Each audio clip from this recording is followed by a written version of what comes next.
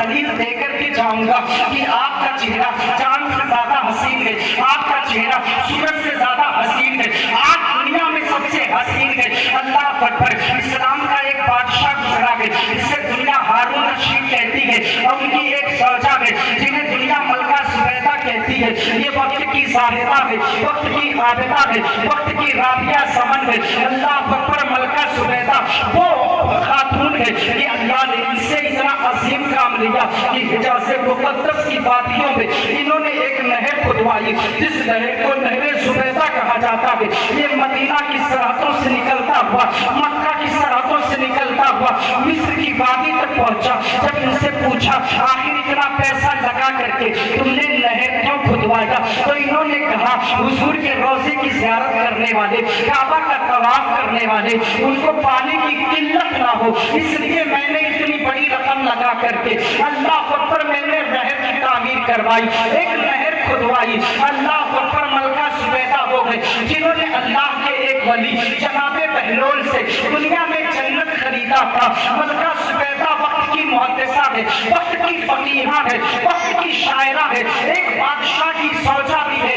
اللہ اکبر۔ ہارون رشید دن بھر حضور کے عاشقوں کی خدمت کرتے، شام کے وقت جب تھک ہار کر کے ایک بندہ دوست پور دکان پر جائے، شام کے وقت جب گھر آتا ہے نا، دن بھر کی ساری تھکان اپنے بچوں کا چہرہ دیکھ کر کے، اپنے بیوی کا چہرہ دیکھ کر کے اور محبت کی بولی سن کر کے وہ غم بھول جاتا ہے، وہ دکھ بھول جاتا ہے۔ اللہ اکبر۔ ملکہ زبیدہ کے پاس جب ہارون رشید آتا نا تو اللہ اکبر جب ان کے چہرے کو دیکھتا نا تو سارا غم بھول جاتا، ساری تکلیفیں بھول جاتی۔ ایک دن جو ہے دن بھر کام کیے، شام کے وقت جب خواب کام میں آئے نا، ملکہ زبیدہ کے چہرے کو اپنے زانوں پہ رکھا اور اس کے بعد فرتے محبت میں کہا تھا، اے ملکہ میں کتنا بڑا خوش نصیب ہوں، اللہ نے تمہیں میرے نکاح میں عطا کیا، اللہ نے ایسی عورت کا انتخاب میرے نکاح میں کیا جس خاتون سے اللہ نے وہ عظیم کام لیا کہ زائرین حرمین کو یہ بیان کے لیے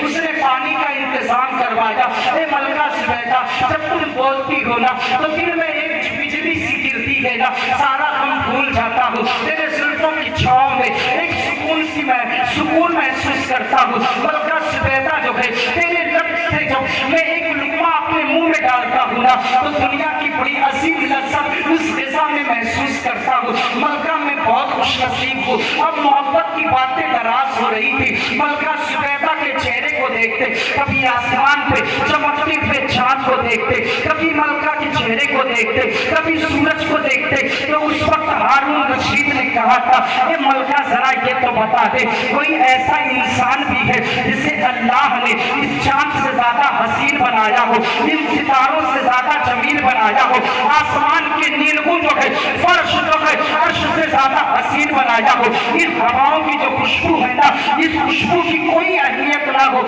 اس انسان کے چہرے کے آگے، اتنا حسین اللہ نے کسی کو بنایا۔ ملکہ زبیدہ جو اپنے رخسار کی بات سن رہی تھی، محبت کی بات سن رہی تھی، انہوں نے ایک جملہ کہا تھا اے ہارون رشید اس چاند کا کیا، اس چاند کی کیا خوبصورتی ہے، ان ستاروں کی کیا رنگت ہے، میرے چہرے کے حسن کے آگے اللہ نے مجھے ستاروں سے زیادہ حسین بنایا، چاند سے زیادہ حسین بنایا۔ اب جانتے ہیں دوست پر والے، ایک اسکالر نے کہا تھا، تکفور مصطفیٰ المنفلوطی نے کہا تھا، بچوں کی دوستی اور بادشاہ کی دوستی اب آپ کی عزت اور جان کے دشمن ہو جائے، یہ وقت اور حالات ہی فیصلہ کرتے کہ اللہ اکبر۔ بادشاہ نے کہا اے ملکہ یاد رکھ، اگر صبح کا سورج نکل جائے میں بادشاہت کی کرسی پہ بیٹھ جاؤں تو اپنے اس جملے کو اگر تم ثابت نہیں کرے گی نا تو کل بھرے مجمع میں تجھے طلاق دے دوں گا۔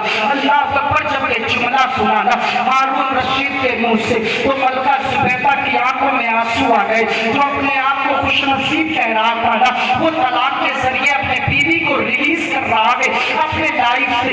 اب اس وقت ملکہ زبیدہ نے کہا اے اللہ یہ تیری کیسی آزمائش ہے، ایک مرتبہ تو نے دلہن بنا کر کے اللہ اکبر بادشاہ کے جو ہے زوجیت میں عطا کیا، اللہ اکبر۔ میں اب زندگی زندگی سے ریلیز ہو جاؤں گی، پتہ نہیں میری زندگی کی سال میں گزرے، پتہ نہیں طلاق کے بعد میری کیا نوبت آئے۔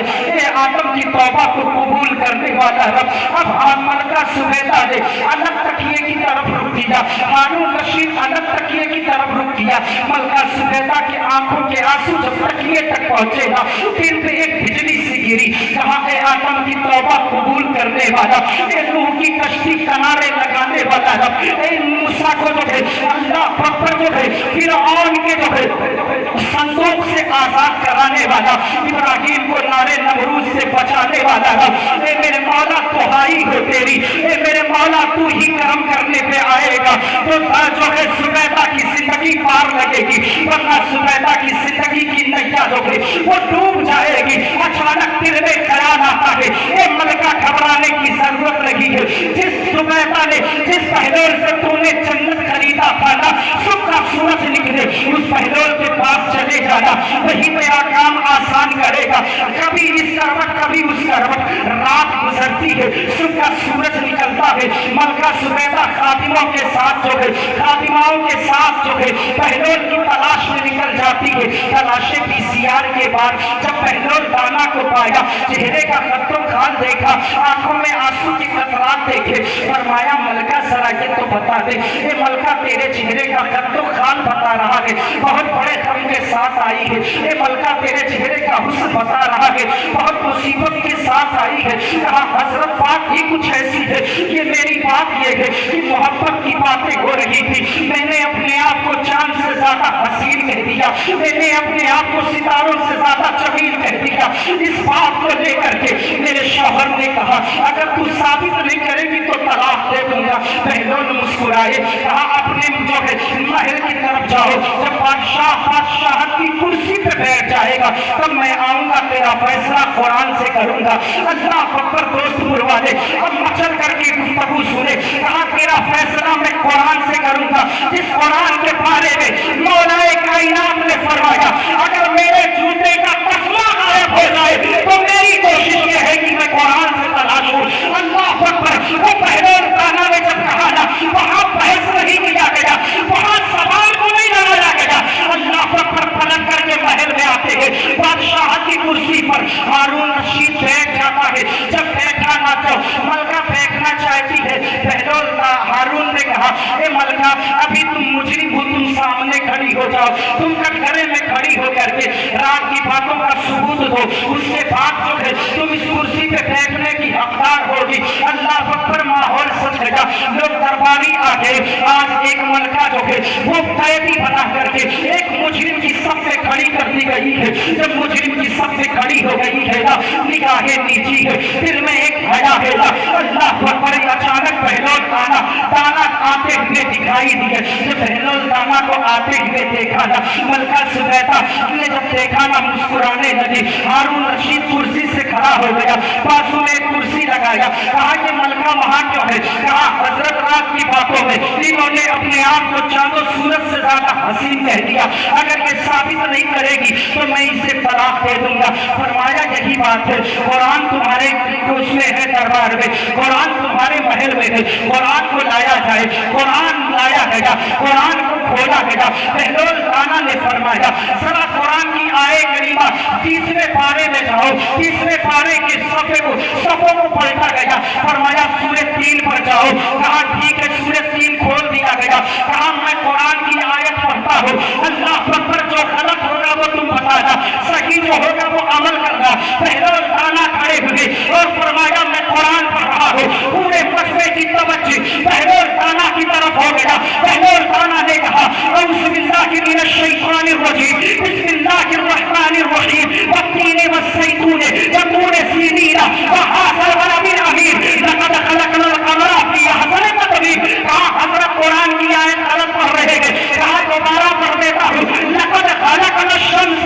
فی احسن تقویم۔ کہا حضرت اب بھی غلط پڑھ رہے ہیں، کہا تیسری بار پڑھ دیتا ہوں، لقد خلقنا الدنیا فی